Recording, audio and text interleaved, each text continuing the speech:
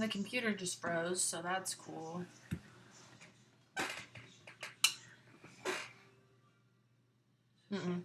That's way too fucking bright. Okay, so as promised in my last video, I'm going to be doing a video today about my experience in a psychiatric hospital, otherwise known as a mental hospital. And the reason I'm going to be recording this and uploading it is because I kind of want to let people know that, like, it doesn't make you crazy going to a mental hospital to get help. It actually is a positive thing. It's not as scary as you think. And there's a lot of stereotypes surrounding psychiatric hospitals because of Hollywood and stuff, that there's like long white walls, creepy nurses getting strapped down, shock therapy, all that, and that's just not true. So I'm going to briefly explain why I was hospitalized in the first place, and I'm not going to go through a whole timeline. It's just going to be very brief because that would take too long, because I tried to do that in a different video and just took too long.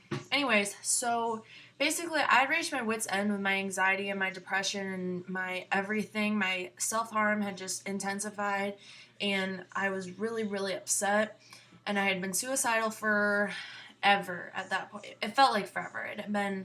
I had been seriously considering it, like having thoughts where I was, it was like impulses to do it rather than just thoughts, for about a year or two.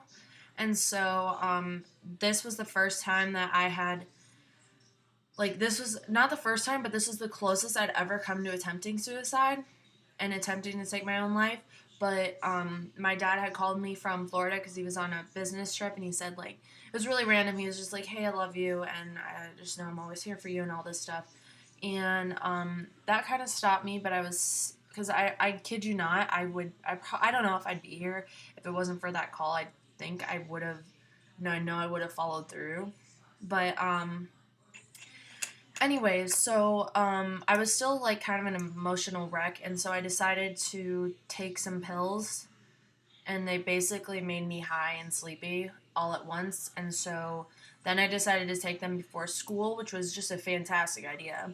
And so I was kind of high at school, and my mom found out because she just did.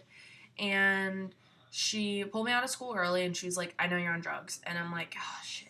And so I'm like, I do it twice, and I get in trouble. But anyways, I then kind of broke down, and I told her why I had taken them in the first place, and she's like, all right, this is too much. We need to take you somewhere where you can get help and where I know you can be safe. And so then she decided to take me to the psychiatric hospital, the closest one in our city. And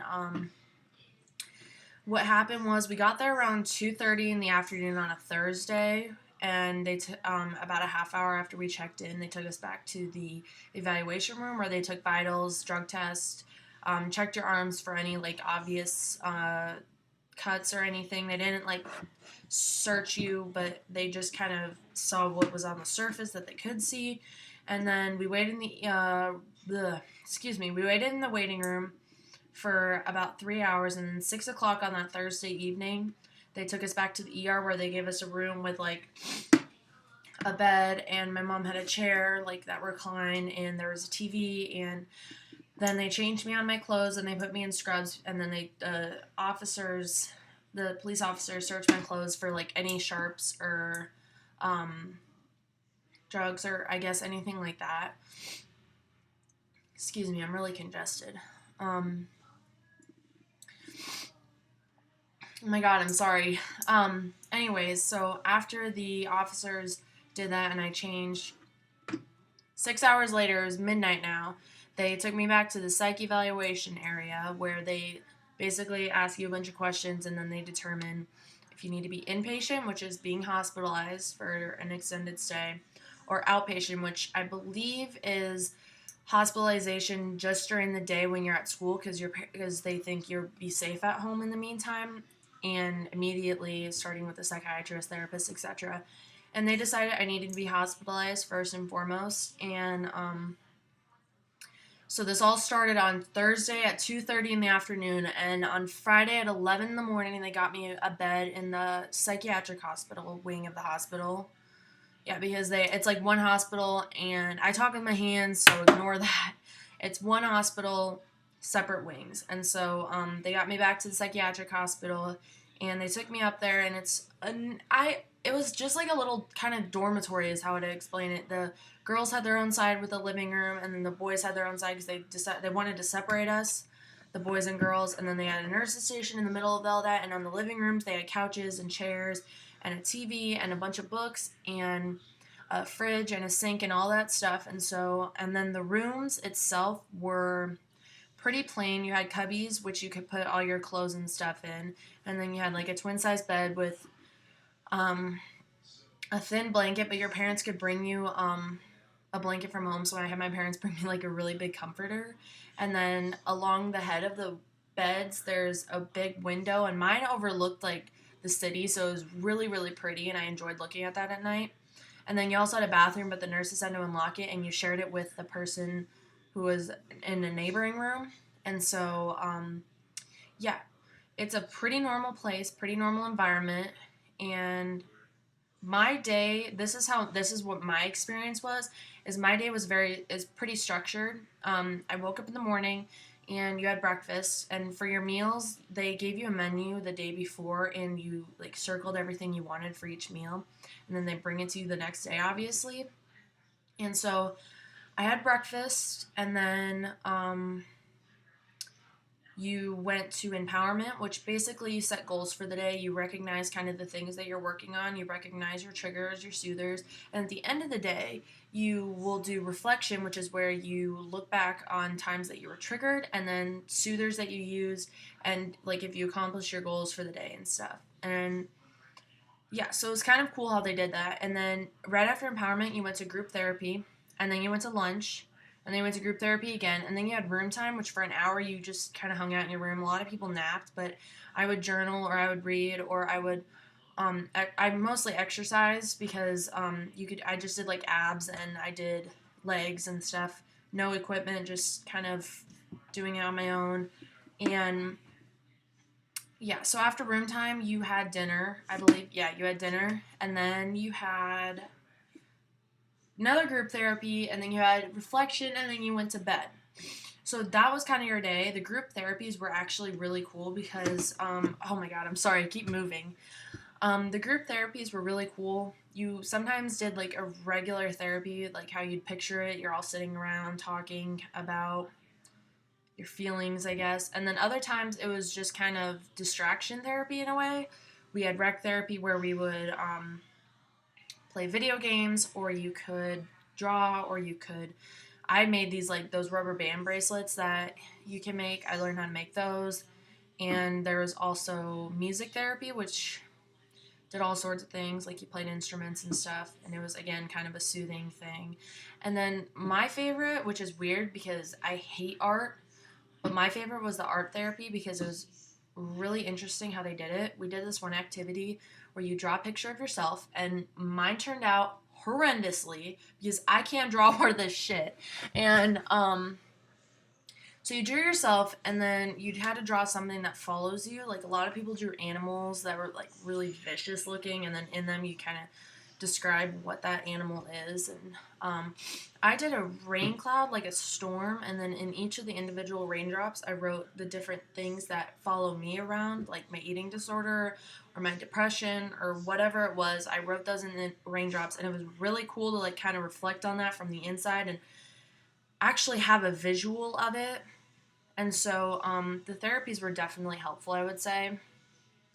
And like the rec therapy and stuff, that was just fun. That just made you feel normal. As far as clothes in the hospital, our rules with clothes were you couldn't have drawstrings or hoods or zippers for obvious safety reasons.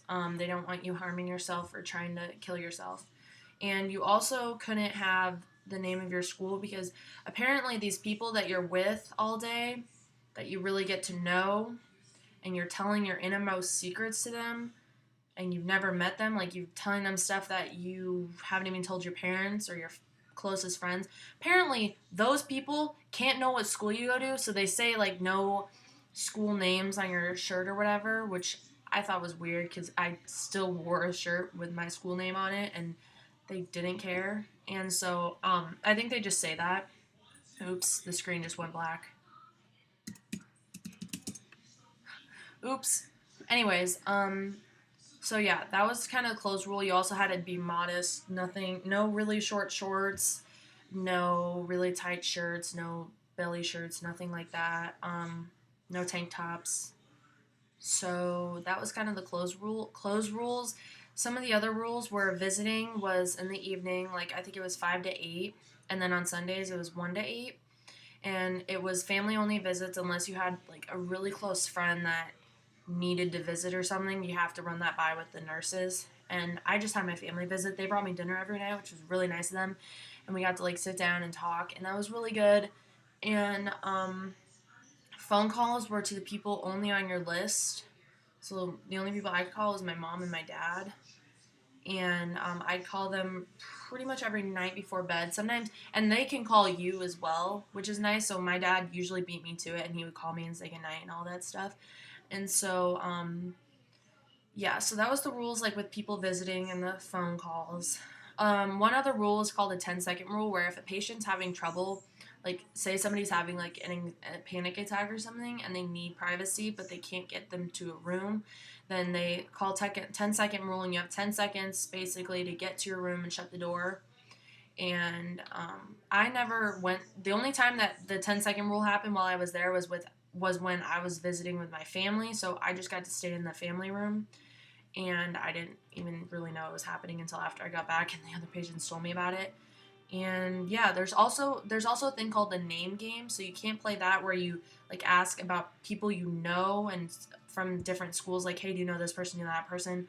And we played it anyways because it never left the hospital, but we still kind of were curious. I'm trying to think of other rules. I hope that I'm explaining this well, because that basically is our day, and those are kind of the rules. The nurses have to unlock everything, including like your toiletries, is what I call them, like deodorant, perfume, toothbrush, toothpaste, anything like that. They keep them in a cabinet, and they have to get that for you. They have to unlock the bathrooms. They have room checks every 15 minutes, even when you're sleeping.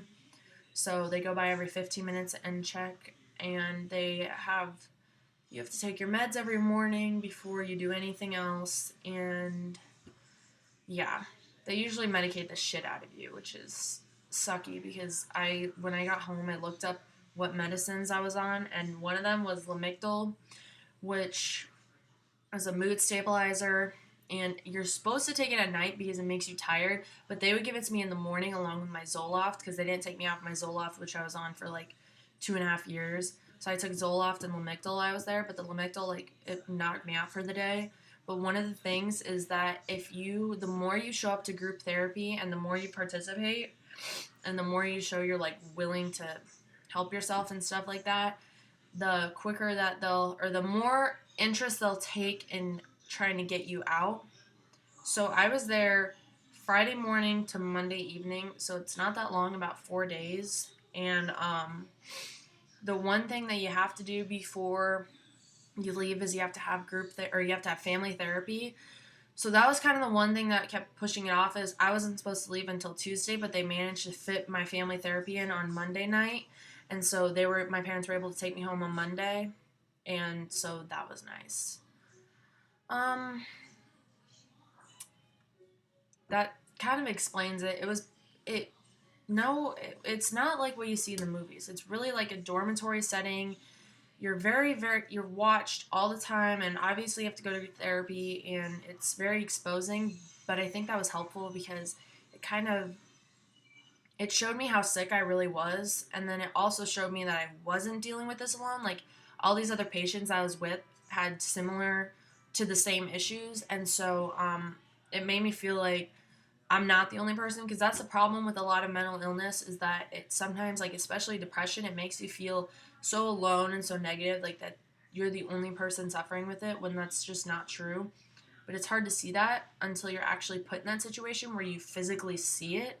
And so yeah, I mean, if you're considering like getting help, or if your parents are like wanting to take you somewhere, whether it's a therapist or whether it's a hospital, or if you're feeling like suicidal and you need to go to a hospital, do not hesitate to do it, because let me tell you, my parents were so mad at me. My mom could not shut up about how selfish I was being, about how stupid I was being, about how much trouble I was in, and all this bullshit. And my dad got home from Florida because he had to come home from his business trip early to come like handle everything. He the first thing he said is, "How could you be so selfish and cowardly? Like, this is the dumbest thing you've ever done." And so my parents went from that, and then the nurses talked to them, and it kind of brought them out of their anger, and they took a complete 180 turn, and they were the most supportive they've ever been. And my dad, who never understood mental illness, I don't think he even believed that it was a real thing until I was hospitalized. He finally was like, I get it. I don't get it, but I get that it's there, and I get that you're suffering with this, and I'm sorry. And that was probably the best thing when he finally understood. And so no matter how mad your parents are, no matter how mad you are, it's totally worth it, because then at home I can finally open up and talk to my parents about these things. I can finally talk to my siblings. I can finally talk to a few of my friends, because I didn't really tell a lot of people about this because it is kind of a personal thing. But it's nothing to be ashamed of. Getting help, it's one of the strongest things you can do. Besides fighting it for yourself, which is strong as hell, but so hard, and eventually you might not win. These things that you are dealing with are bigger than you are. That my illnesses, my struggles, they were bigger than what I could handle, and I couldn't handle them, and that's why I wanted to take my own life, because I couldn't deal with them. And so what I realized is, after I got out of the hospital and I kind of got out of that suicidal state of mind, I realized how loved I actually was. Depression, it'll constantly tell you in your ear, like, you're not loved, you're not loved, you're not loved. All this bullshit and stuff, and it's just draining. But once you get past that suicidal state of mind, and it's it's a huge relief not to want to die every day. And you know what? I'm not perfect, and I'm never going to be, but I'm so much farther than what I was 3 months ago.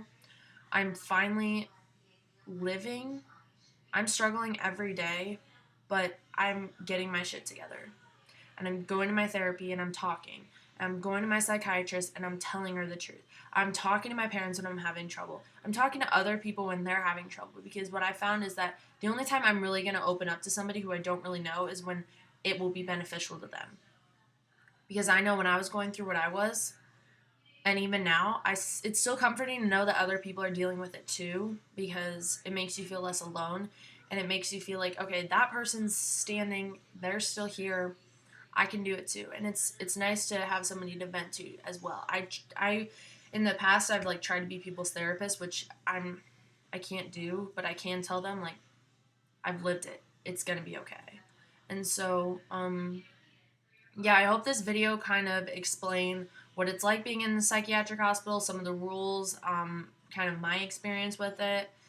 And I also hope it makes you realize that it's okay. It doesn't make you crazy going to this hospital. It doesn't make you crazy going to therapy. It doesn't make you crazy going on medicine. It makes you it makes you strong, because you're taking that first step to getting better and to getting your life together. And that is such a huge accomplishment. And and it's so sad how many people still suffer because they can't get help, because they won't get help. I promise you, it is worth it. And I promise you, what is not worth it is taking your own life. It is absolutely not worth harming yourself. It is absolutely not worth taking your own life. I've been there. I get it 110%. I promise you, from the bottom of my heart, it is not worth it. And I want each and every one of you who's watching this video, if you are feeling any sort of anxiety or any sort of depression or any sort of suicidal thoughts, or you're self-harming, or you have an eating disorder or mood issues, or whatever you're dealing with, please get help. I'm going to pray for each and every one of you that you decide to, because it is so worth it. I can't stress that enough. I love each and every one of you. Even if I don't know you and you don't know me, doesn't matter. I still care about you. That's one person. That's one person out of many that cares about you. So I hope that this video was beneficial. We're nearing 20 minutes now, so I'm going to stop this, but I hope you all have a good day.